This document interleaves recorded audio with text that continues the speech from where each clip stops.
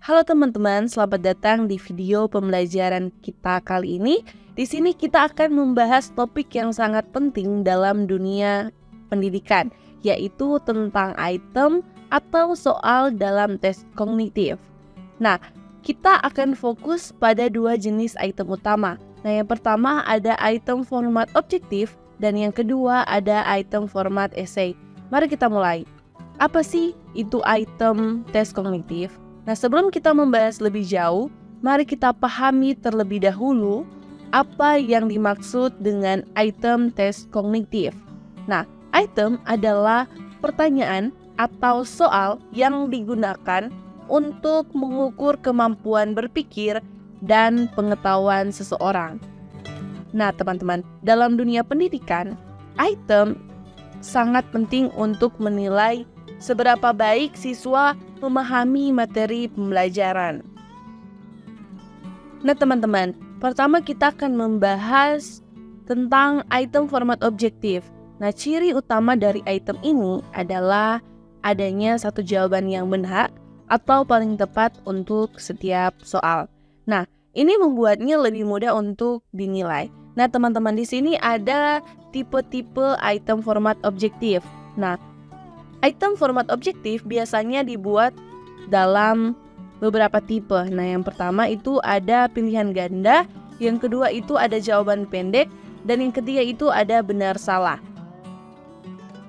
Baik, kita masuk pada tipe pilihan ganda. Tipe pilihan ganda merupakan suatu statement mengenai materi yang diujikan, di mana statement tersebut berbentuk berupa kalimat pertanyaan atau kalimat pernyataan yang tidak selesai, dan jawabannya merupakan beberapa pilihan kata atau kalimat. Statement dalam item tersebut disebut stem, dan pilihan jawaban disebut opsi atau alternatif. Contoh dari tipe pilihan ganda ini ada 4.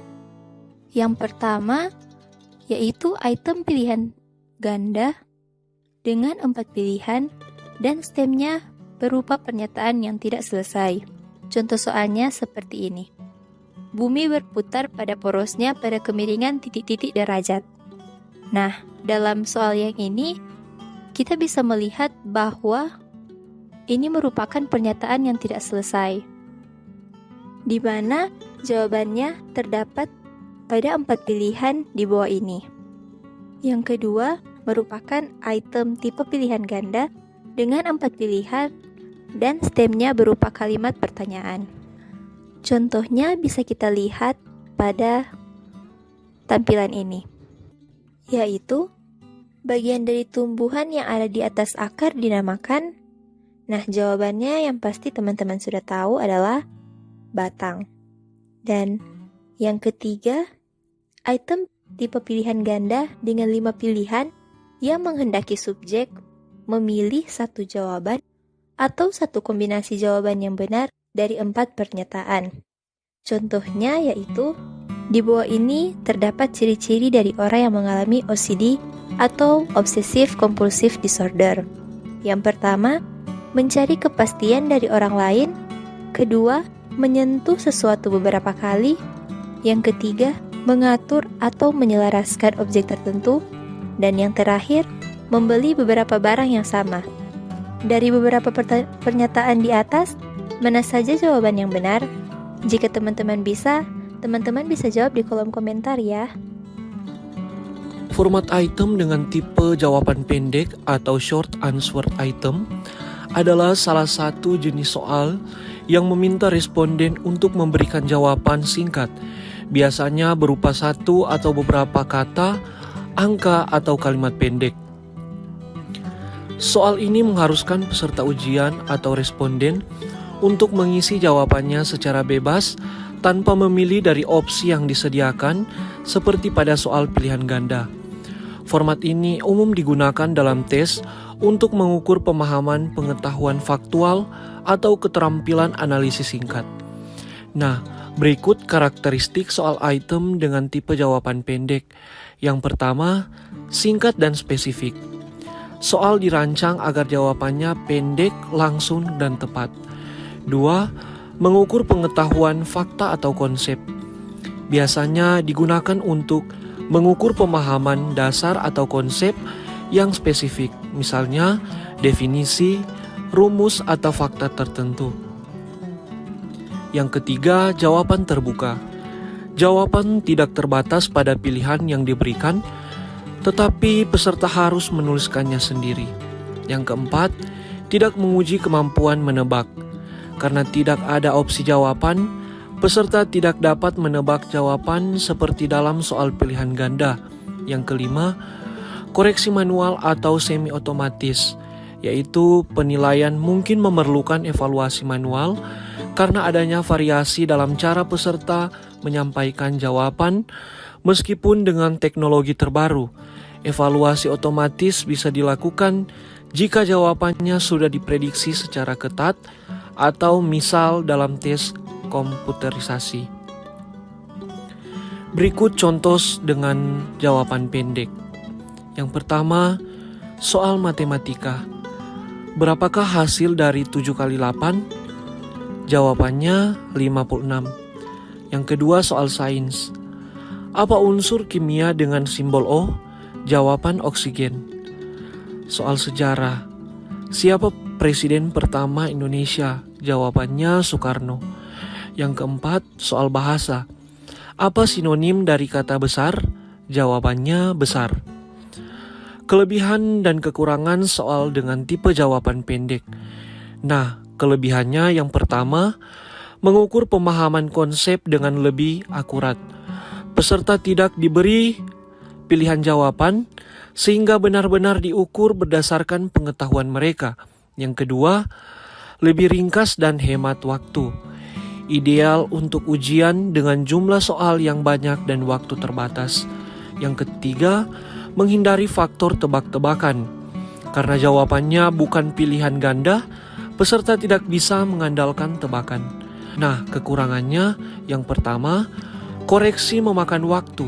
Dalam beberapa kasus, guru atau pengoreksi mungkin membutuhkan lebih banyak waktu untuk memeriksa karena variasi dalam cara peserta menuliskan jawabannya.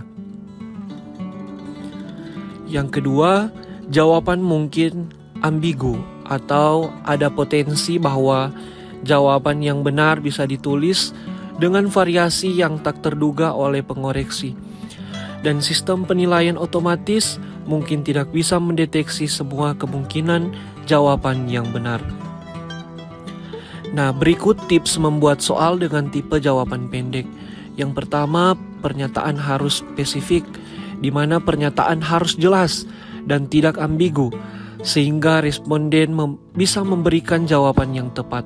Yang kedua, sediakan ruang yang cukup. Pastikan ada ruang yang cukup untuk menuliskan jawaban yang diinginkan.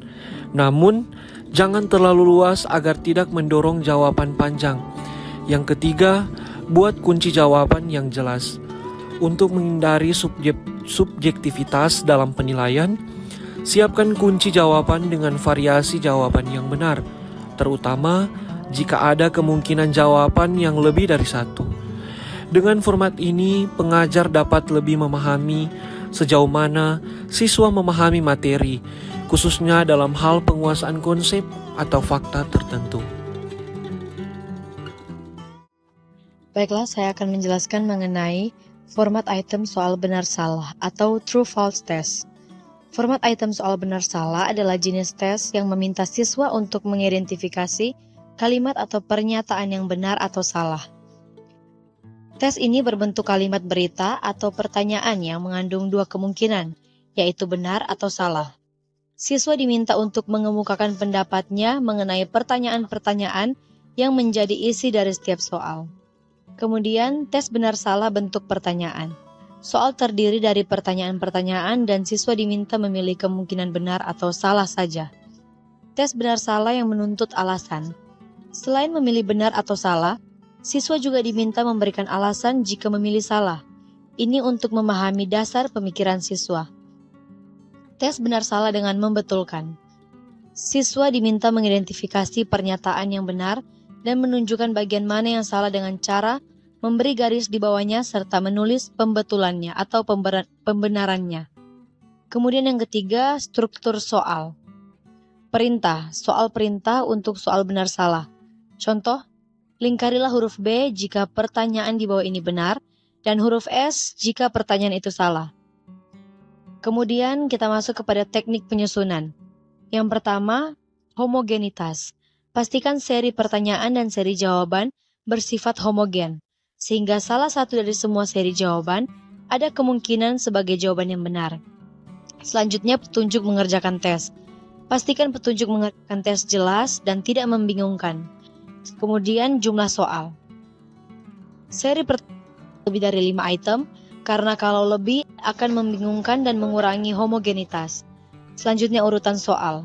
Seri jawaban lebih banyak dari seri pernyataan atau pertanyaan untuk mendorong peserta tes lebih berhati-hati. Dan yang terakhir, format penulisan. Urutan kronologis di mana peristiwa harus jelas dan tidak ada kesalahan ketik atau cetak yang mengganggu konsentrasi siswa. Kemudian yang kelima ada kriteria validitas. Validitas soal harus valid dalam arti mampu mengukur tercapai tidaknya tujuan indikatif khusus atau TIK yang telah dirumuskan. Kemudian kesederhanaan. Soal harus singkat, jelas, dan tidak berupa kalimat majemuk. Dengan demikian, format soal benar salah harus dirancang untuk memastikan kejelasan, homogenitas, dan validitas, serta tidak membingungkan siswa menjawabnya.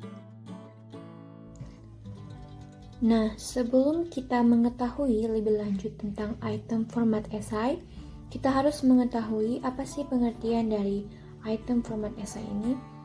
Nah, item format esai merupakan suatu pertanyaan atau perintah biasanya dalam kalimat pendek yang menuntut subjek untuk memberikan jawaban yang terurai.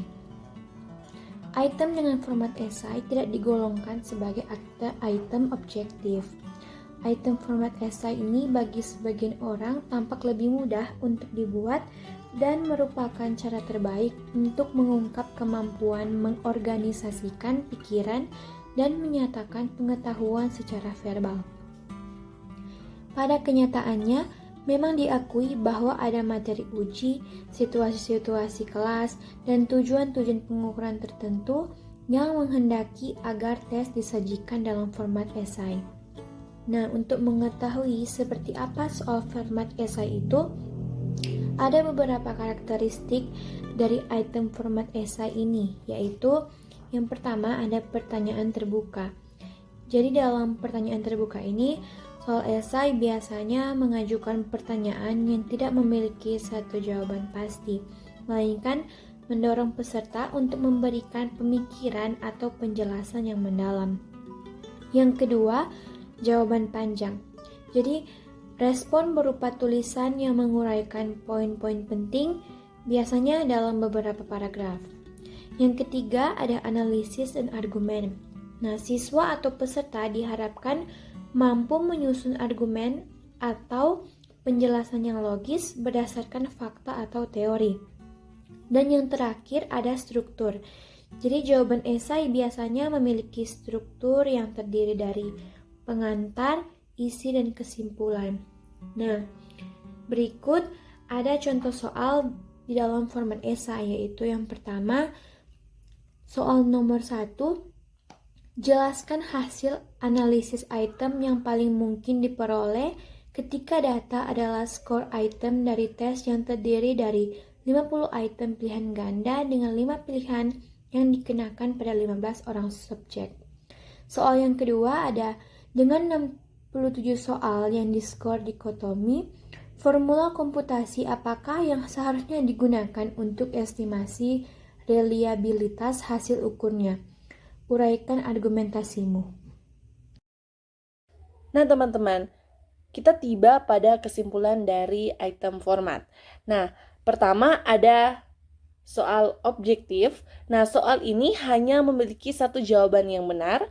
Contoh soalnya bisa berupa pilihan ganda, jawaban singkat, melengkapi kalimat, atau benar salah. Nah, keunggulannya adalah soal ini mudah dinilai dan lebih objektif karena kunci jawabannya sudah jelas. Nah, selain itu, soal objektif bisa mencakup banyak pertanyaan dalam waktu singkat. Namun, soal ini kurang cocok untuk menguji kemampuan berpikir tingkat tinggi dan bisa membuat siswa menebak-nebak jawabannya. Nah, yang kedua ada soal esai. Nah, soal esai meminta siswa menjawab dengan kata-kata mereka sendiri. Nah, soal ini lebih cocok untuk menguji kemampuan berpikir mendalam dan menginterpretasikan berbagai pengetahuan. Meskipun begitu, soal esai memerlukan waktu lebih lama untuk dinilai. Nah, dan hasilnya bisa lebih subjektif karena jawaban tiap siswa bisa berbeda-beda. Selain itu, rehabilitas skornya cenderung lebih rendah dibandingkan dengan objektif. Jadi, baik soal objektif maupun soal esai punya kelebihan dan kekurangannya sendiri. Memilih jenis soal harus disesuaikan dengan tujuan tes dan kemampuan yang ingin kita ukur. Nah, sekian dari video pembelajaran kelompok kami. Terima kasih.